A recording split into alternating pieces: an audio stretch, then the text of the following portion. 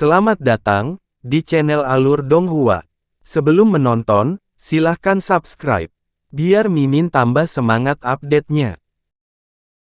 Han Li saat ini memegang kuali kecil seukuran telapak tangan yang tingginya beberapa inci dan berkedip dengan cahaya ungu yang menyilaukan. Itu kuali, kata ungu. Bukankah benda itu milik Sue Guang? Bagaimana benda itu bisa berada di tanganmu? Kau berhayal jika mengira replika harta karun surgawi yang mendalam dapat menahan serangan dari belati iblis hitamku. Pemuda berjubah hitam awalnya agak terkejut melihat kuali ungu, tapi ekspresi dingin kemudian segera muncul di wajahnya. Begitu suaranya menghilang, benang hitam yang tak terhitung jumlahnya muncul di sekitar Han Li lagi, lalu menyatu ke arahnya dari semua sisi. Ekspresi Han Li menjadi sedikit gelap setelah melihat ini, dan dia melemparkan kuali ungu kecil ke atas, lalu membuat segel tangan sebelum menunjuk ke arahnya sambil mengucapkan kata, "Batasi." Pilar cahaya biru meletus dari ujung jarinya sebelum menyuntikkan dirinya ke dalam kuali kecil sebagai kekuatan spiritual murni. Cahaya menyilaukan segera meletus dari harta karun itu, dan karakter pembatas kuno terbang keluar sebelum meluas hingga lebih dari 100 kali ukuran aslinya, berubah menjadi proyeksi ungu besar yang menyelimuti seluruh tubuh Han Li. Setelah itu, benang hitam menghantam proyeksi di tengah rentetan ledakan yang bergema.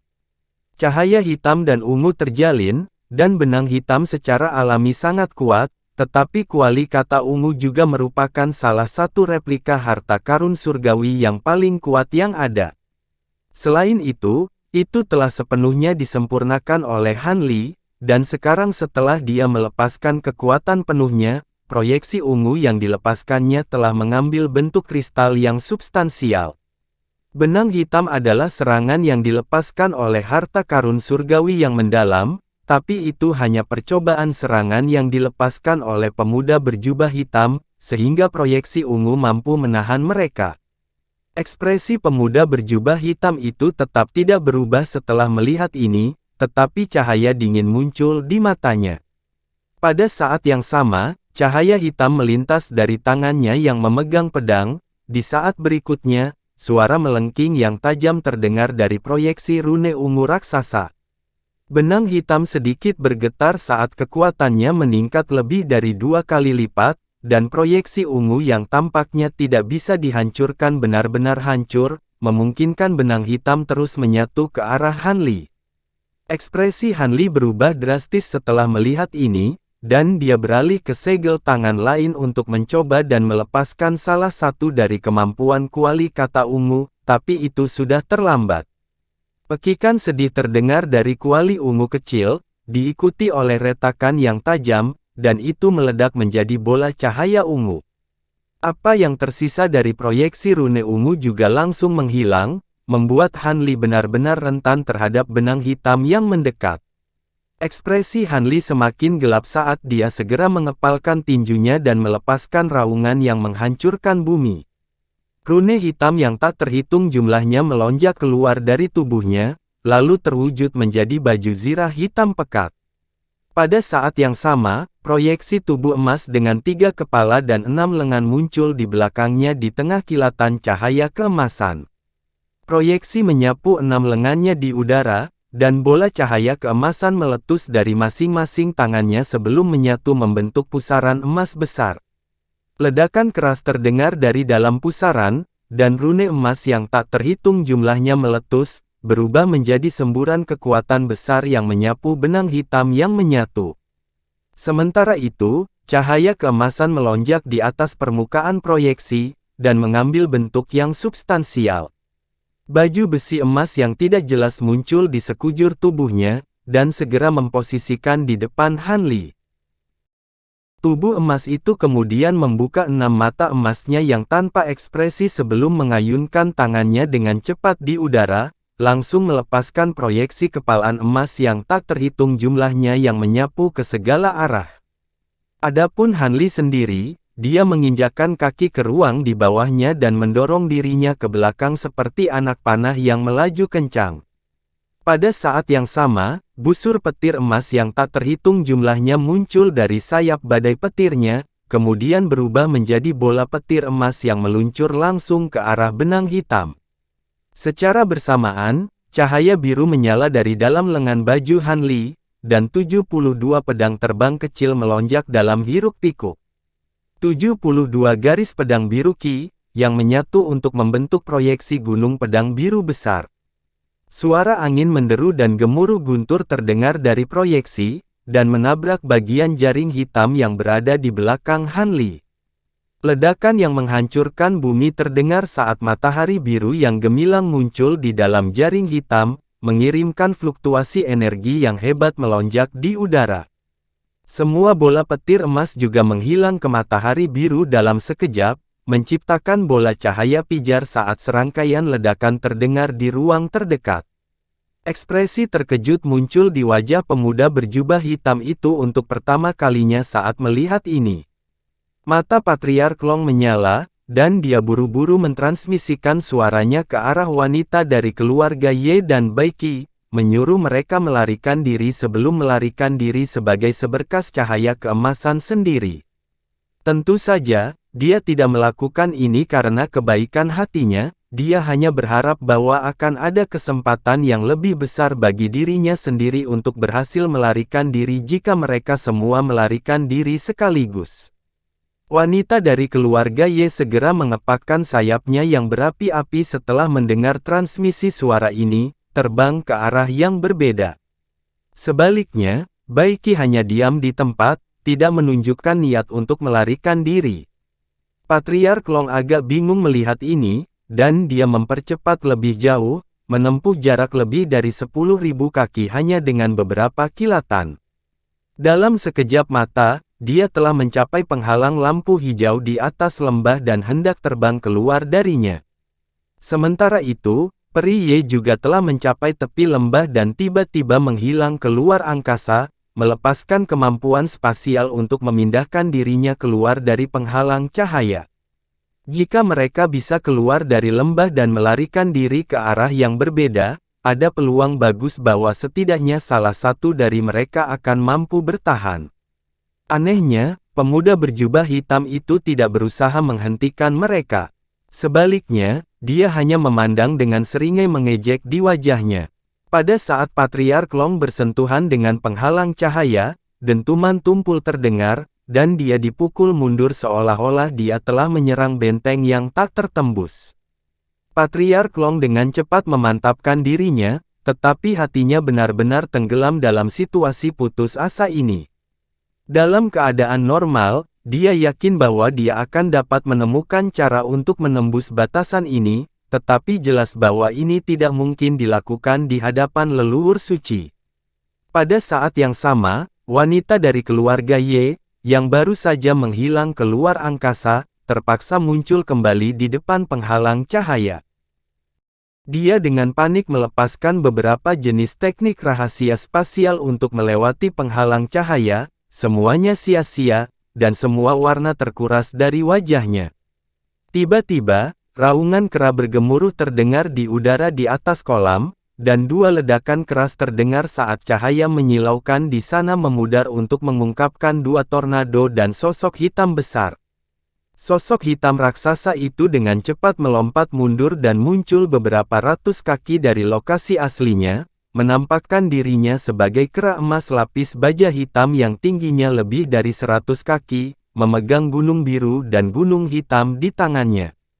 Dalam situasi yang mengerikan itu, Han Li telah mengambil bentuk kera gunung raksasa, dan baru pada saat itulah dia hampir tidak dapat melarikan diri dari benang hitam dengan mengandalkan kekuatannya yang luar biasa, pegunungan ekstrim, petir Devil Bane ilahi, dan tubuh emas Provenance. Meski begitu, baju zirah iblisnya saat ini penuh dengan retakan tipis yang tak terhitung jumlahnya yang perlahan-lahan tersegel dengan sendirinya. Selain itu, Han Li hanya berhasil melarikan diri karena dia telah menggunakan harta karun surgawi yang mendalam pada beberapa kesempatan sebelumnya, sehingga membuatnya agak akrab dengan harta kaliber ini. Jika Patriark Long atau wanita dari keluarga Ye ada di tempatnya, bahkan jika mereka memiliki kemampuannya, mereka akan tetap panik dan terbunuh. Sangat mengesankan. Sepertinya saya membuat keputusan yang tepat untuk datang ke sini.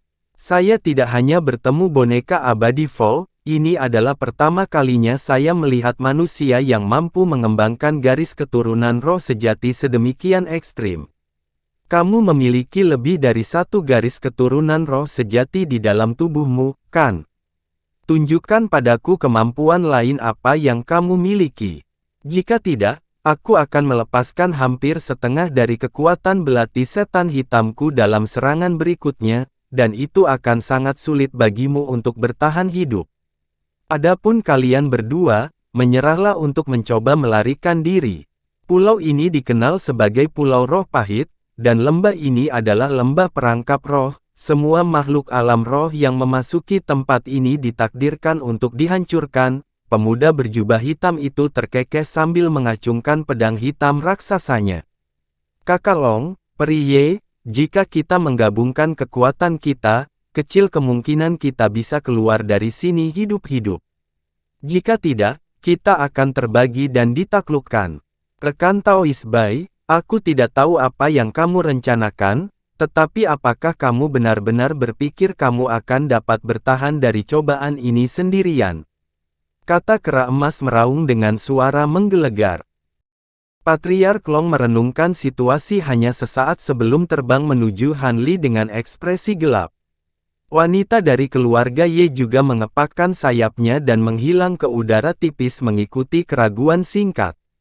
Beberapa saat kemudian, fluktuasi spasial meletus di samping Han Li, dan wanita itu muncul kembali. Adapun Baiki, dia terus menjauhkan diri dari Han Li dan yang lainnya, sama sekali tidak terpengaruh oleh kata-katanya. Aku akan mengandalkanmu, Kakak Han. Kuharap kamu masih memiliki beberapa kartu truf di lengan bajumu. Kalau tidak, kita hanya akan menunda kematian kita, kata wanita dari keluarga Ye dengan senyum masam. Aku yakin kalian berdua memiliki beberapa kartu truf di lengan bajumu juga, kan? Juga, apakah kamu memperhatikan bahwa leluhur suci ini hanya mengandalkan belati setan hitam untuk menyerang dan tidak mengeluarkan kemampuan lain? Han Li bertanya dengan suara tenang. Hati Patriark Long sedikit tersentak setelah mendengar ini. Apakah kamu mengatakan, jangan lupa bahwa kita saat ini berada di tempat dengan ki spiritual paling melimpah di seluruh alam iblis penatua, makhluk jahat apapun, bahkan leluhur suci, pasti akan dibatasi oleh ki spiritual selama pertempuran. Han Li mendengus dingin. Mata Patriark Long sedikit berbinar setelah mendengar ini, dan dia menganalisis, kamu benar, Saudara Han. Dia hanya mampu melepaskan serangan dengan belati iblis hitam miliknya setelah menembus sangkar ki spiritual di sini untuk menyerap ki jahat dari dunia luar. Jika saya tidak salah, saya menduga dia tidak dapat secara langsung mengisi kembali kekuatan sihirnya di sini, yang berarti itu adalah sumber daya yang terbatas baginya. Hal yang sama kemungkinan besar berlaku untuk harta karun surgawinya yang mendalam juga. Selama kita tidak membiarkan benda itu terus menyerap ki jahat dari dunia luar, itu seharusnya jauh lebih bisa diatur. Wanita dari keluarga Ye juga merasa ini cukup masuk akal, dan kengeriannya berkurang secara signifikan. Senyum tipis muncul di wajah pemuda berjubah hitam itu setelah mendengar ini. Sungguh mengesankan bahwa Anda dapat mengetahui semua ini dalam waktu yang singkat, bahkan di antara manusia tahap integrasi tubuh, Anda bertiga pasti tokoh yang sangat menonjol. Saya memang agak dibatasi di Pulau Roh Pahit ini dan tidak dapat melepaskan beberapa harta dan kemampuan, tetapi untuk apa Anda mengambil harta karun surgawi yang mendalam? Bagaimana Anda akan menghentikannya dari menyerap ki jahat dari dunia luar? Juga, bocah roh di sana, saya belum menyerang Anda saat saya dapat merasakan aura seorang kenalan di dalam tubuhmu. Mengapa Raja Roh mengirimmu ke sini? Tentunya bukan hanya untuk menawarkan boneka keabadian tiruan itu kepadaku. Pemuda berjubah hitam itu menoleh ke arah Baiki dengan ekspresi dingin saat dia berbicara. dan trio Hanli juga mengalihkan perhatian mereka ke arah Baiki setelah mendengar ini. Sejak awal, Baiki berperilaku sangat aneh. Melihat Hanli dan yang lainnya telah memutuskan untuk menghadapi pemuda berjubah hitam itu bersama-sama, mereka secara alami harus mencari tahu niat Baiki yang sebenarnya. Ekspresi Baiki sedikit berubah setelah mendengar ini, dan setelah jeda singkat, dia akhirnya menjawab, Raja Roh memang memberi kami beberapa instruksi sebelum kami meninggalkan alam roh. Selain itu, dia menanam jimat fragmen roh di dalam tubuhku, jadi mengapa Anda tidak berbicara langsung dengannya? Begitu suara Baiki menghilang, cahaya putih di sekelilingnya memudar untuk mengungkapkan penampilan aslinya sebagai pria parubaya berjubah brokat. Penampilannya biasa saja, tapi dia memiliki sepasang mata perak yang berkilauan dan tanda ungu samar di glabelanya. Selain itu, ada pola spiritual perak yang tak terhitung jumlahnya yang dibordir di jubah brokatnya, menunjukkan bahwa ini jelas bukan hanya pakaian biasa. Monster tua dari ras rohmu itu telah hidup lebih lama dariku, biarkan aku mendengar apa yang dia katakan. Pemuda berjubah hitam itu mendengus dingin. Senyum tipis muncul di wajah Baiki saat dia meletakkan tangannya di atas kepalanya sendiri, diikuti jimat perak yang muncul, kemudian berubah menjadi proyeksi setinggi sekitar 10 kaki. Hanli memfokuskan pandangannya pada proyeksi untuk menemukan bahwa itu menggambarkan seorang lelaki tua berjubah putih dengan rambut putih, tetapi serangkaian fitur wajah muda. Patriark Long dan wanita dari keluarga Ye bertukar pandangan bingung saat melihat ini, tapi tak satu pun dari mereka melakukan apa-apa. Lagi pula, situasinya tidak bisa lebih buruk lagi, jadi mereka secara alami sangat ingin melihat apakah beberapa jenis perubahan dapat muncul. Proyeksi itu melayang di depan Baiki dan memeriksa sekelilingnya sebentar sebelum mengarahkan pandangan tenang pada pemuda berjubah hitam itu. Proyeksi itu jelas dijiwai dengan gumpalan jiwa seseorang, dan itu menangkupkan tinjunya untuk memberi hormat kepada pemuda itu. Lama tidak bertemu, rekan Daois Yuan Yan, saya tidak berharap untuk melihat salah satu dari 3 patriark di sini. Bukankah rekan Daois Mi Qing dan rekan Daois Wu Chang bertanggung jawab untuk mengawasi pulau? Kemana mereka pergi? Roh kultivator Grand Ascension ini tampaknya akrab dengan leluhur suci Yuan Yan ini. Bahkan Hanli yang tabah tidak bisa tidak terkejut ketika mendengar istilah patriark dan wanita dari keluarga Ye dan hati Patriark Long semakin tenggelam. Murid pemuda berjubah hitam itu berkontraksi sedikit saat melihat proyeksi, dan dia berkata dengan suara dingin, Mi Qing dan Wu Chang memiliki beberapa hal lain yang harus diperhatikan. Jadi aku telah menjaga pulau ini selama ini. 1000 tahun. Sepertinya Anda masih belum menyerah pada 2 harta karun di pulau ini, tetapi Anda harus menyadari bahwa mengirim beberapa makhluk tahap integrasi tubuh ke tempat ini sama sekali sia-sia. Karena itu, jika Anda berada di sini sendiri, maka itu akan menjadi masalah yang sama sekali berbeda. Ras roh kita saat ini sedang berurusan dengan invasi dari kalian makhluk jahat. Kalau tidak, mungkin aku benar-benar akan melakukan perjalanan ke sini secara langsung. Sudah bertahun-tahun sejak kita terakhir bertemu, apakah kamu mencapai terobosan dalam seni iblis mimpi burukmu? Saya sibuk dengan hal-hal lain, jadi saya hanya bisa mengirim junior ini ke alam iblis penatua Anda sebagai pengganti saya. Melihat situasi sekarang, semua orang tampaknya telah binasa selain Baiki, bukankah Anda terlalu terburu-buru, rekan Taois? Raja Roh berkata dengan tenang.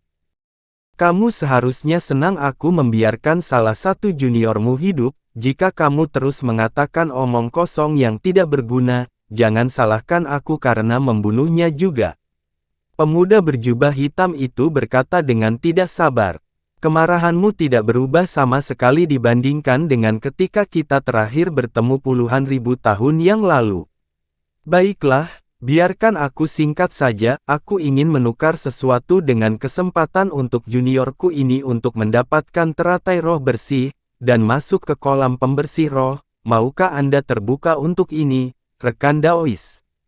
Awalnya saya berencana untuk mengusulkan pertukaran ini kepada Mi Qing dan Wu Chang, tetapi saya tidak menyangka Anda akan menggantikan mereka, proyeksi Raja Roh mendesah dengan sikap pasrah. Haha, apa menurutmu aku akan mempercayai hal seperti ini? Bahkan jika Mi Qing dan Wu Chang ada di sini, mereka tidak akan terlibat dalam pertukaran apapun dengan makhluk alam roh.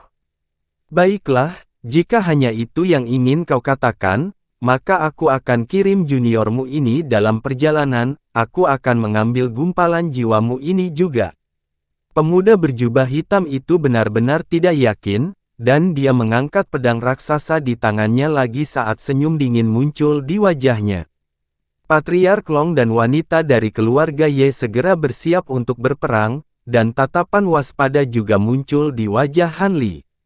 Namun, proyeksi Raja Roh kemudian tiba-tiba mengatakan sesuatu yang membuat pemuda berjubah hitam itu menghentikan langkahnya. Jadi menurutku kamu tidak tertarik dengan Rilamval Stone, rekan Taois. Apa, batu Rilamval? Kamu memiliki benda seperti itu? Tunggu, apa yang kamu ketahui tentang ini? Pemuda berjubah hitam itu berseru sebelum sebuah pikiran tiba-tiba terlintas di benaknya, dan tatapan ganas muncul di matanya. Hehe, aku tahu jauh lebih banyak dari yang kamu bayangkan, rekan Daois. Aku telah hidup jauh lebih lama daripada makhluk tahap Grand Ascension dari ras lain di alam roh, jadi bukankah normal jika aku mengetahui beberapa hal yang di luar pengetahuan mereka? Dengan batu Rilamval, Anda akan dapat menunda kesengsaraan alam iblis penatua Anda setidaknya selama 10.000 tahun, tapi saya yakin Anda sudah menyadarinya. Pikirkan baik-baik tentang ini sebelum Anda memberi keputusan, kata Raja Roh dengan percaya diri.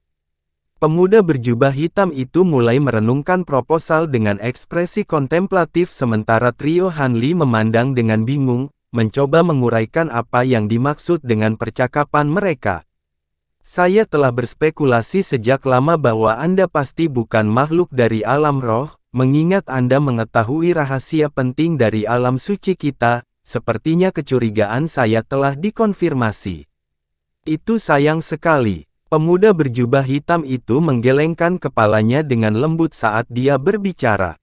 Sayang sekali, apakah kamu tidak menyadari betapa pentingnya batu Rilamval bagi alam iblis penatuamu?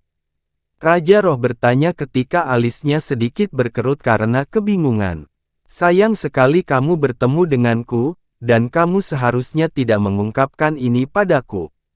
Senyum aneh muncul di wajah pemuda berjubah hitam itu saat dia menebaskan pedang hitamnya ke arah Bai Qi sambil membuat gerakan meraih ke arah proyeksi Raja Roh dengan tangannya yang lain.